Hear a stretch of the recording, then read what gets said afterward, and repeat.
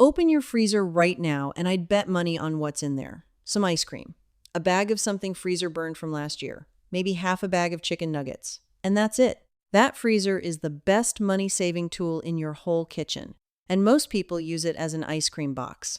The average family throws away over $1,000 of food a year. $1,000 straight into the trash can, mostly because things went bad before anybody got to them. The freezer stops almost all of that. It also lets you buy things when they're cheap instead of when you need them, which is the whole game. So today, I'm giving you the 15 things I always keep in mind. Some you buy frozen because frozen's cheaper and honestly better. Some you freeze yourself, and number one is the one that saved me more money than everything else on this list put together. Let's go. Number 15, frozen peas. And really, frozen vegetables in general. People turn their nose up at frozen vegetables like they're second rate, and it's backwards. Those peas were picked ripe and frozen within hours. The fresh ones sat on a truck for a week. A big bag runs $1 and change, it never goes slimy in the drawer, and you pour out exactly what you need and put the rest back. No waste. That's the word to hold on to for this whole video. No waste. Number 14, frozen berries. Fresh berries in January are $5, $6 for a little box, and half of them are furry in 2 days. The frozen bag is a third of the price per pound, and they were frozen at their best. For oatmeal, for baking, for smoothies, you cannot tell the difference. I keep fresh for eating out of hand in summer, when they're cheap. The rest of the year, it's the bag. Nobody's making a berry pie out of fresh January berries at those prices. Not in this house. Number 13, butter. Butter freezes beautifully. Wrapper and all, it keeps a good year in the freezer, so you never pay full price for butter again. You wait for the holiday sales, they always mark it down around Thanksgiving and Christmas and Easter to get you in the door, and you buy 8, 10 pounds at the sale price. That's $20 saved right there on one thing once a year. And you're never standing in the store paying $6 a pound because you ran out. By the way, tricks like that buying on the store's schedule instead of yours, I've got a whole book of them. Every method I use to run this house for less, written down in one place. It's on my website, the link's right below the video. Go grab it. I won't mention it again. Number 12, bread. Bread freezes better than almost anything, and almost nobody does it. The day you buy a loaf, put half of it straight in the freezer. It thaws on the counter in an hour, or straight into the toaster frozen. Better yet, find the day-old rack at the bakery or the grocery store. That bread is half price, and it is not old, it's a day. Frozen the moment you get home, it's exactly the same bread. We throw away more bread in this country than any other food. Stale heels, moldy last slices. The freezer ends that completely. Number 11, overripe bananas.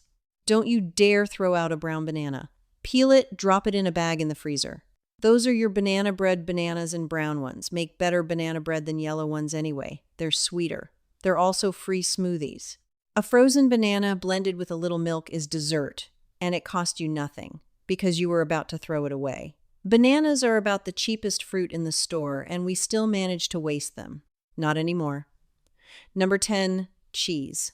Here's the thing about cheese. The pre-shredded bags cost about twice as much per pound as the block, and they coat it in powder to keep it from clumping. That's why it doesn't melt as nice.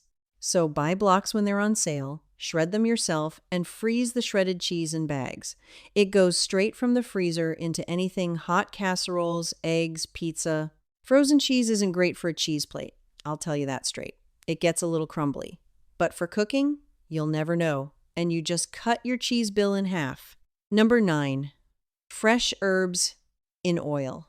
You buy a bunch of parsley for a recipe that needs 2 tablespoons, and the rest turns to black soup in the drawer. $2, gone. Instead, chop the whole bunch the day you buy it. Pack it into an ice cube tray, cover with a little cooking oil, freeze.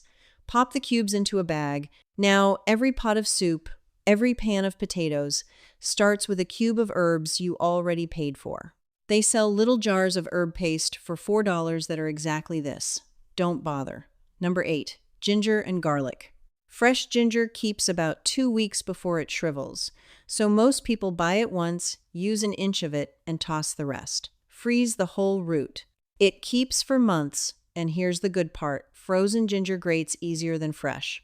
No peeling, just grate it frozen, skin and all. Garlic too. Peel a whole bag's worth on a Sunday. freeze the cloves. And you can skip those little jars of minced garlic that cost more than fresh and taste like the jar. Number 7, tomato paste. Every recipe on earth calls for 1 tablespoon of tomato paste. The can holds 6. So the can goes in the fridge, grows a beard, and gets thrown out every single time in every house in America. Open the can, drop it in tablespoon blobs on a plate, freeze the blobs, bag them. Now you've got single tablespoons forever, and you never buy tomato paste twice for the same 6 tablespoons again. They caught on, by the way. That's why they sell it in a squeeze tube now for 3 times the price of the can. The plate is free. We're about halfway, and I want to clear something up before we keep going because I hear it all the time. People are afraid of the freezer. They think frozen food goes bad. Here's the truth. Food kept frozen solid stays safe basically forever. What changes over time is the quality, the texture, the taste, and mostly that's freezer burn, which is just the food drying out where air touched it. So the whole trick is keeping air off your food. Wrap things tight, squeeze the air out of the bags, and label everything with a date, because I promise you will not remember what that lump is in March. Do that, and everything on this list holds for months. One more thing while I'm at it. A full freezer runs cheaper than an empty one. The frozen food holds the cold, so the motor works less. If yours is half empty, fill the gaps with jugs of water. You just lowered your electric bill with tap water. All right, back to it and stick around, because the last 3 are where the real money is. Number 6, the scrap bag. Keep 1 big bag in the freezer, and every time you cook, the scraps go in. Onion ends, carrot peels, celery tops, the stems off your herbs, the bones from a chicken. When the bag's full, everything goes in a pot with water and a little salt. Simmer it a couple hours, and you've got broth. Real broth, better than the box made entirely out of things you were throwing away. Boxed broth is $3-4, and it's mostly water with a picture of a chicken on it. I haven't bought a box in years. This one costs literally nothing. Garbage in, groceries out. Number 5, cooked beans and rice in portions. Dry beans cost about 1/3 of what canned beans cost. Everybody knows it, and nobody buys them, because who has time to soak and simmer beans on a Tuesday? So don't do it on a Tuesday. Do it once. Cook a whole pound on a Sunday. Freeze them flat in bags, can-sized portions. Now you've got canned beans at dry bean prices, no can, no salt bath, ready as fast as you can thaw a bag. Same with rice. Cook a big pot, freeze it in portions, and it reheats in the microwave in 2 minutes. Better than those little instant rice pouches they charge a fortune for. Number 4, frozen fish. Here's a secret from the seafood counter. Most of that fresh fish laid out on ice was frozen on the boat and thawed at the store. You're paying a fresh price for thawed frozen fish. So walk past the counter and buy the same fish still frozen in the bag for several dollars less a pound and thaw it yourself the night you want it. It's fresher, if anything, because it wasn't sitting thawed on ice for 2 days. Fish is one of the most expensive things most families buy. This is the cheapest way to buy it, full stop. Number 3, eggs. Yes, eggs. Most people have no idea you can freeze them. You can't freeze them in the shell, they'll crack, but crack them into a bowl, whisk them lightly, and freeze them in portions.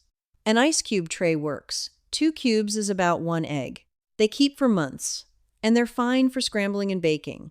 I wouldn't fry one sunny side up, I'll be honest. The texture's not right for that. But you know how egg prices have been. When they drop, buy extra and freeze them. When they spike again, and they will, you're sitting on cheap eggs while everybody else complains at the register. Number 2, markdown meat. This one's a habit, and it's worth hundreds a year by itself. Every grocery store marks down meat that's a day or 2 from its sell-by date. 30, 40, sometimes 50% off. Little sticker, usually yellow or orange. Most people walk right past it because they think it's gone bad. It hasn't gone bad, it's about to, on the store's shelf. In your freezer, that date means nothing because freezing stops the clock. So find out when your store does its markdowns. It's usually early morning, and if you ask the meat guy, he'll flat out tell you, and when you see good meat half off, buy all of it and freeze it that day. I have not paid full price for meat in years. Not once. You shop the sticker, not the recipe. And before number 1, if this kind of plain, no-nonsense saving is what you're after, Hit subscribe so you don't miss the next one. All right, number 1. Your own leftovers, frozen as ready meals. This is the big one. Think about why anybody orders takeout or buys those frozen dinners in the shiny box. It's not the food.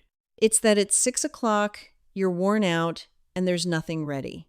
That moment right there costs families thousands a year. So beat it. Every time you cook, make double. Takes hardly any extra work, the pot's already dirty. The extra gets frozen in single portions. Soup, chili, casserole, spaghetti sauce. Label it, date it.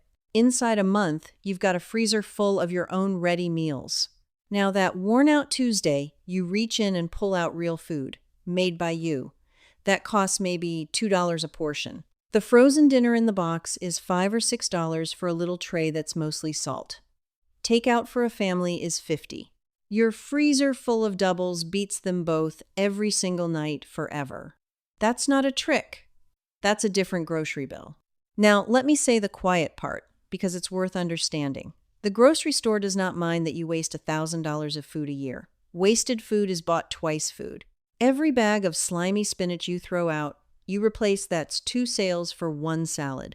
And the frozen dinner companies, the tomato paste tubes, the jarred garlic, the boxed broth, that whole aisle exists because they figured out you'd pay $4 to skip 10 minutes of work. Nobody's running a commercial that says freeze your brown bananas. There's no money in it. The money's all on the other side, in you not knowing. That's the whole reason a freezer full of ice cream became normal. So, here's your first step, and it's tonight, and it's free. Put 1 empty bag in the freezer and start your scrap pile with whatever you cook for supper. That's it. 1 bag. It'll change how you look at every peel and bone from here on. And tell me in the comments what's the one thing you always keep in your freezer that I missed. Somebody always has one I've never thought of, and I genuinely read them, so let me hear it. What part of the country are you in? And what does your store charge for eggs right now? I'm curious.